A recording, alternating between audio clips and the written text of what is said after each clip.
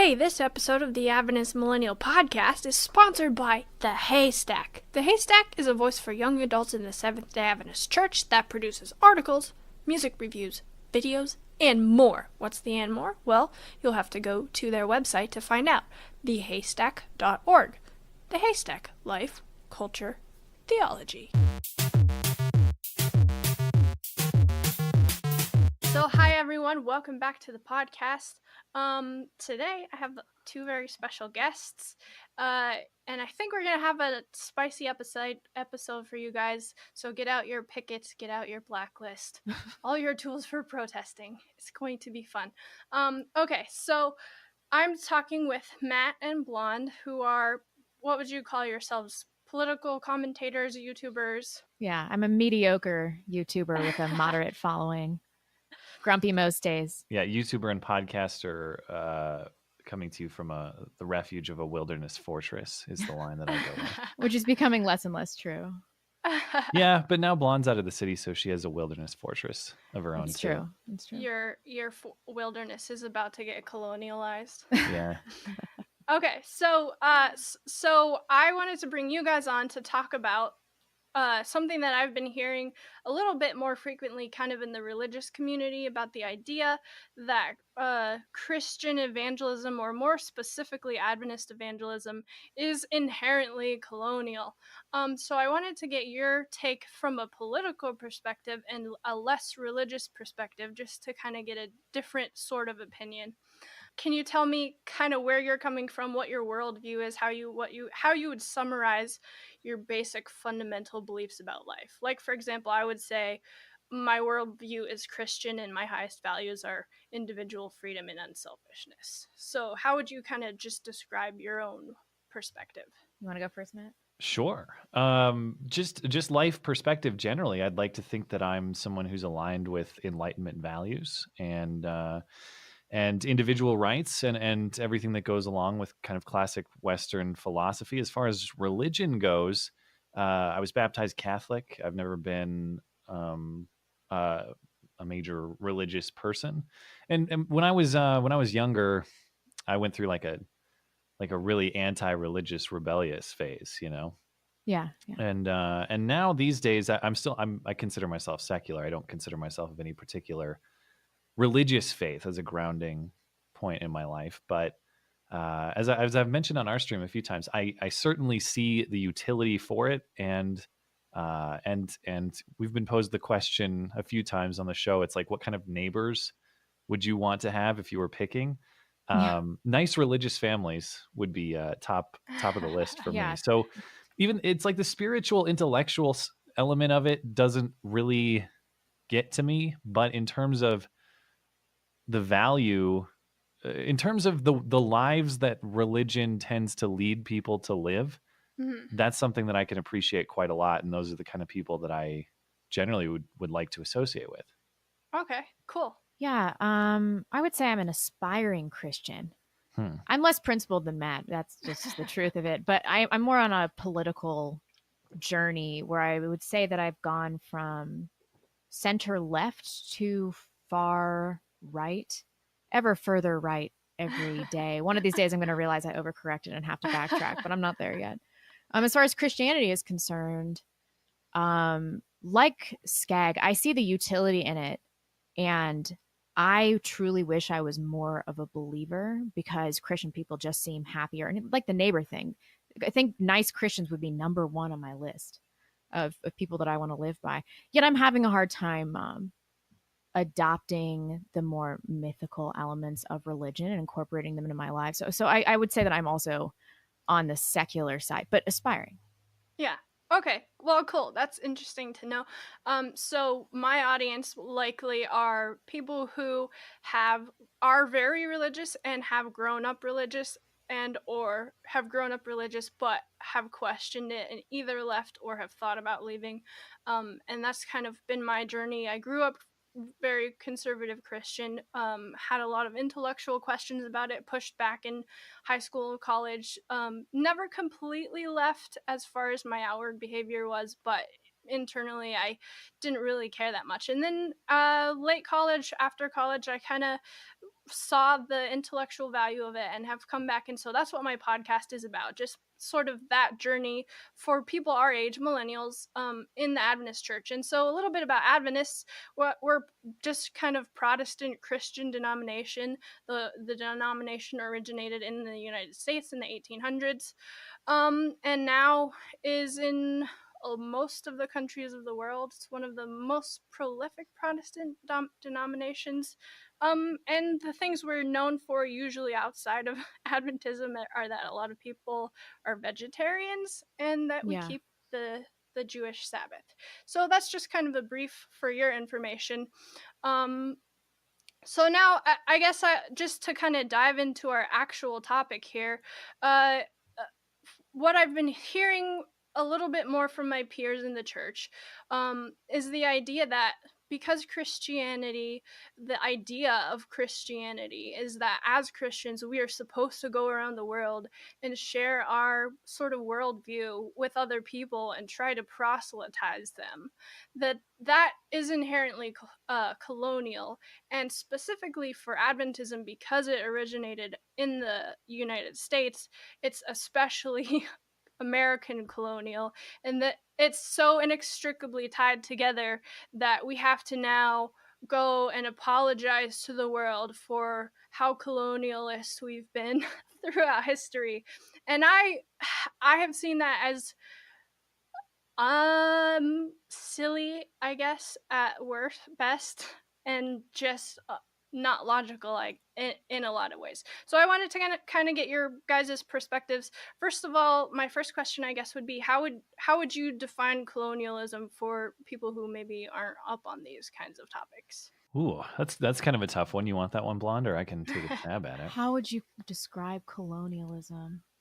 I mean, I suppose there are cultural understandings to the concept of colonialism. If I were a leftist, I would say a culture that has superior weaponry takes over an impoverished culture and like milks them of resources. But I would say that a culture with superior values often tries to spread those values to impoverished communities.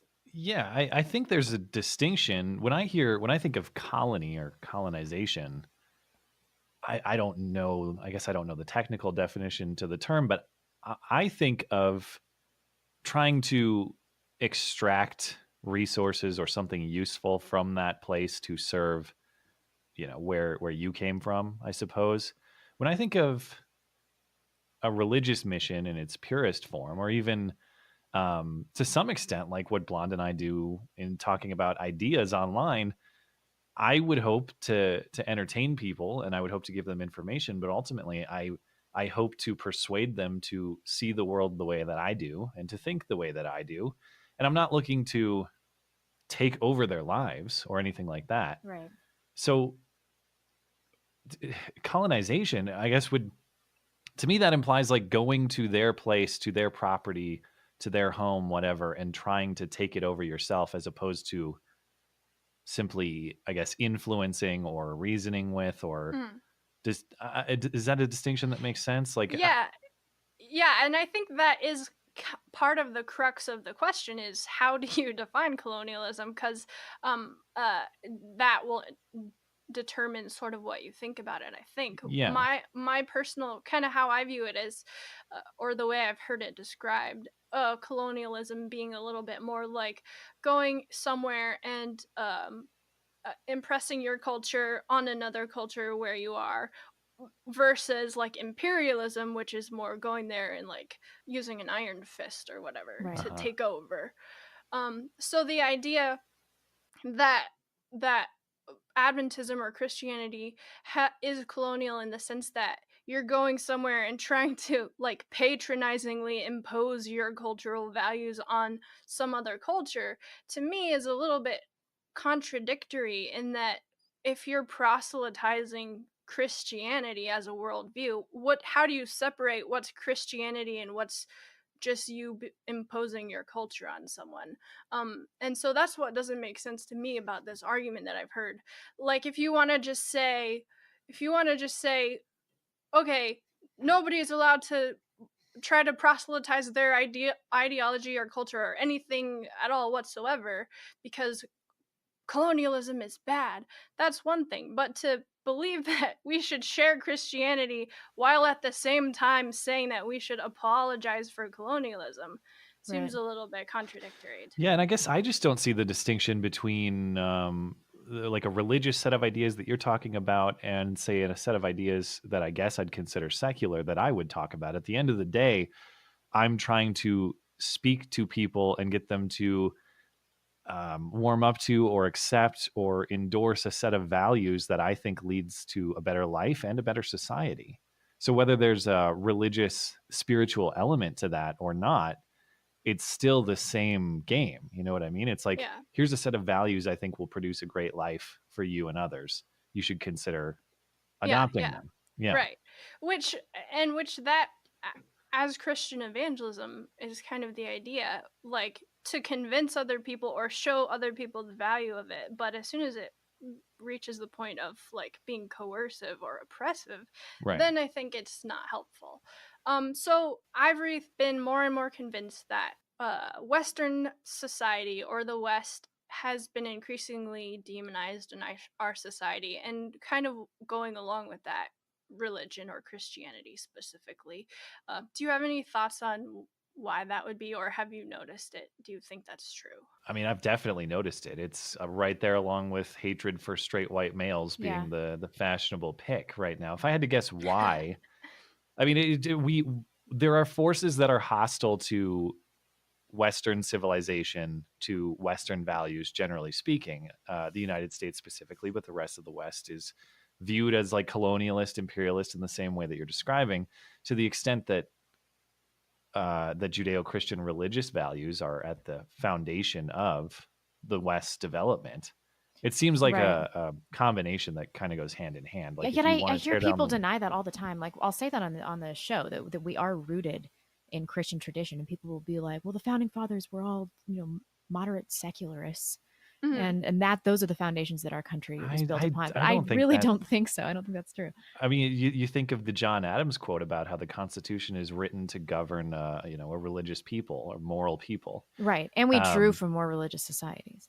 sure, I think the idea inherent in the idea of political liberty is that there are certain responsibilities that you need to accept to manage your own liberty and to maintain a society that values liberty. Part of that is not being a total degenerate. You know what I mean? So it might not be the state who's imposing those restraints upon you. I agree that that's a terrible agent for that type of restriction. But ultimately, I think what you'd want is the individual and the community to define, listen, it's good to behave this way. It's good to restrain yourself in this way. I I don't think it's correct that the founding fathers just wanted everyone to do every hedonistic thing that felt good to them at the time. Right. I don't think that was it at all. So people who have told me that um, Christianity and evangelism is inherently colonial say that Uh-huh. Yeah. that's not a political statement whatsoever. It's just in line with Christian principles. But I see it as only political, as part of leftist ideology, because leftist ideology doesn't like Western Enlightenment. So do you agree that it's political or not political, coming from a non-religious perspective? I guess to me, it's a distinction that wouldn't necessarily matter that much, if I'm understanding correctly. I mean, it wouldn't change whether you have the right to do what you're talking about or the moral implications of what you're talking about, whether it was a political or a religious conviction. Right. Right. Um, so to me, I suppose I don't know the difference it would make Okay, whether it I was or get. not. Do you mean like the difference Interesting. it would make to the left or to the right? Yeah, and maybe that's where I'm confused. I guess when Ah, you say when you say it, what are you referring to when you say it? Whether it's a political or a right, right. religious case, what is it? The idea that religious people need to apologize for colonialism. Oh. So, I think it's the same as the idea that I think it's fundamentally the same idea behind things like check your privilege. Like Yeah, It's that which same is sort of thinking. a political ideology, but it's also dogmatic in its approach. Yeah. I mean, leftists have a religious zealotry about them. They're obsessed with their secularism and Yes, individualism. It's like it a is. It religion to is them. hugely ironic to Yeah. watch. Yeah. But as far as like strictly religious, I would have to say it's political. And I guess I need to define the terms too. Like, what entails, like, what, I guess, what is a religion? What's the definition? Because, like you're saying, I don't see a distinction between the type of thing that Emily's talking about in terms of, belief in a higher power that has espoused a set of values for you to uphold. And a lot of that is, I don't want to say dogmatic to dismiss it. It's a set of universal truths that generally you're supposed to uphold and follow because generally they lead to good outcomes. That's the same sort of thinking that exists in a lot of these like leftist tenets about the oppression hierarchy and all this other stuff. Like a set of ideas that you're not to question because they're universally true. I think the difference is that most religious people I know they're willing to, they're not going to jump down your throat if you question their religious tenets. They're going to say like, well, maybe that's not for me, or maybe this conversation's not for me, but they're not going to try to ruin your life. Whereas if you try to question the religious tenets of the left, then you get the Covington treatment, The Covington treatment. Yeah. Okay, so that's interesting. I wasn't expecting that because coming from a very religious sort of point of view, I guess. So, okay, let me try to explain how I'm working through this. Religious people tend to place a hierarchy on their sets of beliefs. So, the Bible or their religion is at the top, then politics is below that, and social stuff is below that. So the arguments within religion about, for example, needing to apologize for colonialism, are, if you bring a religious argument, then it can be argued. If you bring a political argument, it's not as important. Does that make sense? Okay. But do the people making that argument to you understand or know about that hierarchy?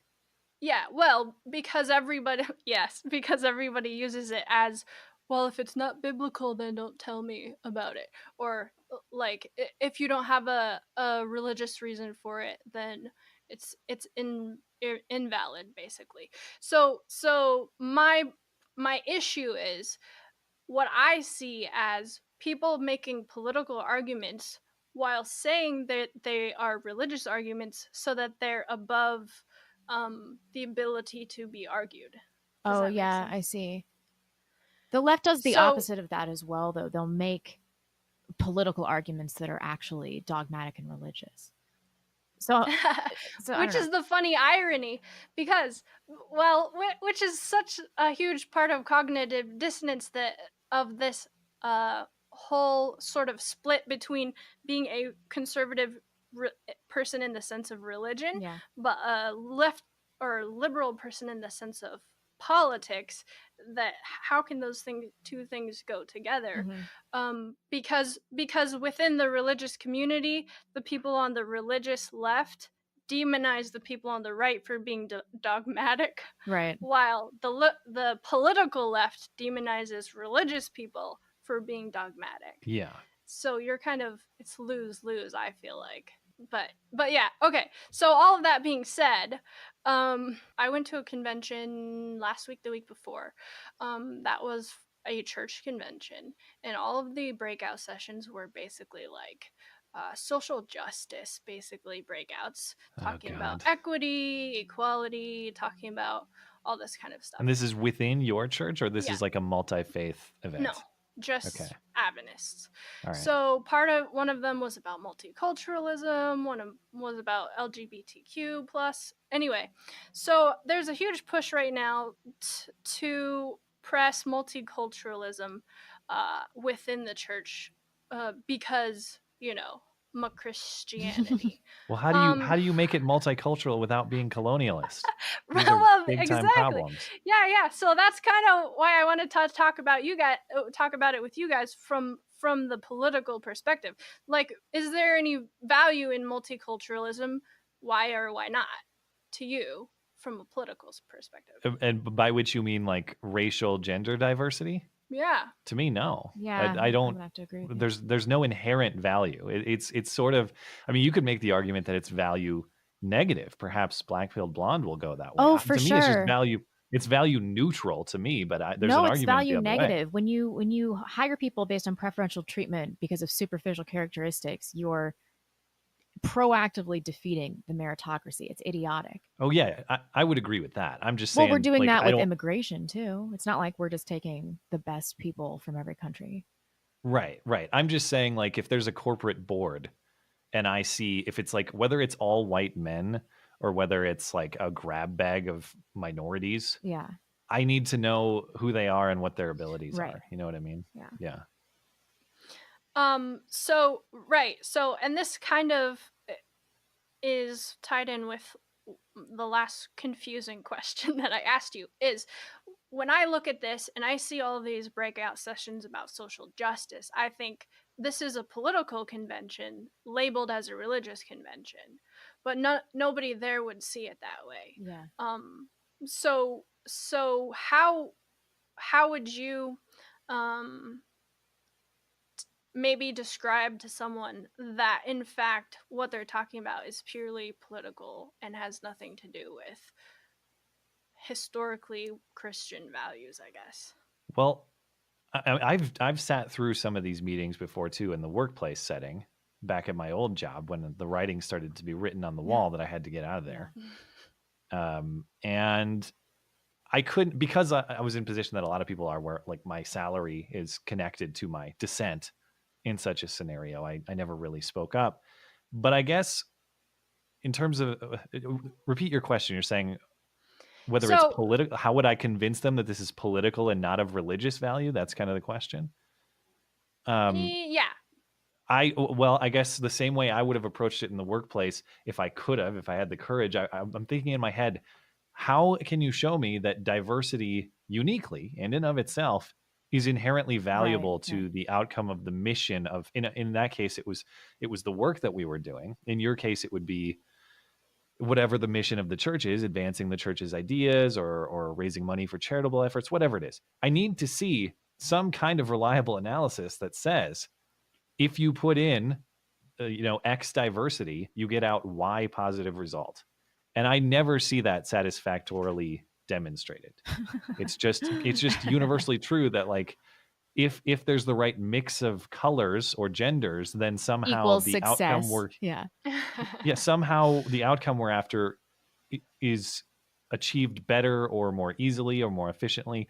I know whenever I see this stuff, this like pamphlets on like corporate diversity or whatever you get, they always have that dogmatic piece of information. It's linked to better outcomes. Diverse workforces produce better stuff or better things or whatever. I've never seen a vetable like academic study that shows that, and I'm open to it. I'm not saying it doesn't exist.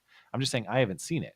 So that's the line of questioning I would go with. Show me convincingly that this diversity input equals better output for our mission. Yeah, which of course they'll never be able to do. So you have to create your own argument. But even the act of fighting against this is going to destroy people's careers. That's the real problem. Everybody knows this is stupid, but nobody can talk about it without just nuking their personal life and career. Yeah. Like, can you imagine standing up in that meeting and being like, all right, this is insane, and this is never going to work, and your company is going to lose a bunch of money. Like, you'd get fired immediately. Yeah. Oh yeah. I would have been a pariah at work. Not even for, and what's going in my head is not even, I'm not saying it's not going to work. I'm saying, please provide me with evidence that it will. Oh yeah. Yeah. That's all. Right. And as it goes down in flames, to just whistle and not admit that. Right. Because I think there have been plenty of evidences that it's not helpful. as we see our deteriorating race relations in this country, which has increasingly gotten worse over the last 10, 15 years. I think that you could probably make a really easy correlation with multiculturalism, or the idea of Yeah, and it's multiculturalism. crazy to see how backwards we've gone on this, because the ideal used to be, all right, judge the individual regardless of immutable characteristics, and whatever else happens is fine as long as the game is fair for everybody. Well, Yeah, lo and behold, the game being fair for everybody still produces unequal results. Some people do better than others, and unfortunately, or I don't even say fortunately or unfortunately, it's just the way of the world. In a free system, some groups behave differently than others. Some groups tend to do better than others. And so the left has now realized, well, I guess we actually do need to judge on color and give or gender and give certain people preferential treatment, or automatically, higher preference for our job, or for performance evaluation, or for whatever. Because at the end of the day, it's like it's never going to be good enough unless every workforce is exactly demographically right, representative right. of the country that we're talking about. And of course, in a free system, that can never be the case. You'll never get that outcome unless you control every individual. And that, ironically enough, speaks to the point you made earlier. If you're trying to make equity within a Christian denomination, racial equity, Yeah. does that not require you to be colonialist, to have enough people of varying Yeah, to the extent ethnicity? that Christianity is not popular among certain Right. demographics, yes, of Right. course. That So, and you've just identified a key hole in the reasoning. But that's the thing, is it's like it's never about principles. It's never about a core set of beliefs. It's just like it's like I don't know. I don't know how they'd walk out of that hole you just created, because you just demonstrated exactly the point. So yeah. Right. I don't know. Which which has really been a huge struggle for me, being inside the church, because yes, I do take huge issues with the dogmatism on the fundamentalist right, but I see it equally mirrored on the liberal left, and I feel like I'm sort of caught in the middle, like where everyone is decrying everyone else's dogmatism, and I'm like, how can nobody see that they're doing the exact same thing, just in a mirror image? Right. Yeah. And so, I don't know. It's hard to talk to people about it, because it's so intertwined with people's long held beliefs, closely held beliefs, emotions, all of that kind of thing. Yeah. We're getting close to the end here. One final question to you guys. I think we all agree that proselytizing to the degree of coercing people is not great. But just from the outside looking in, the idea of evangelism, which is, let's go out into the rest of the world, share our values, try to, for the purpose of giving better outcomes to people. Um, do you think that's a good thing or a bad thing? I used to think no, but now I'm like, I can get on board with that.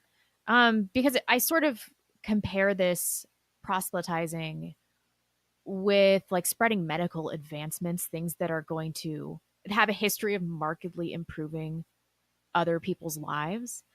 And so I think it's more like sharing advancements, like cultural advancements, Mm, than it is trying to forcefully indoctrinate people. I mean, at the end of the day, they do choose what to believe. right.